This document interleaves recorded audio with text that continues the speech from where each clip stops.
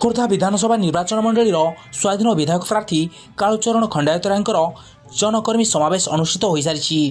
ए समावेश रे खोर्धा लोकेश्वर शिव मंदिर ठारू बाइक रैली बाहरी खोर्धा सहर परिक्रमा करी पंचसखाठारे समाप्त होइथिला। एथिरे हजार हजार समर्थक रैली रे जोग देइथिले।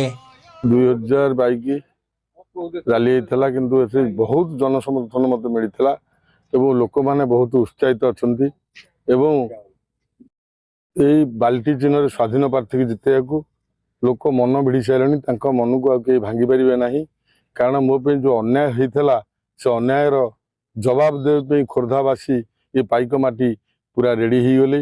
आपण देखिए निश्चित 4 तारिख में गणति है बेले आपण यार गंडा गड़ा कि ये खंडायत जाति पाइक जाति निश्चित जवाब देवे। Bureau report SM news.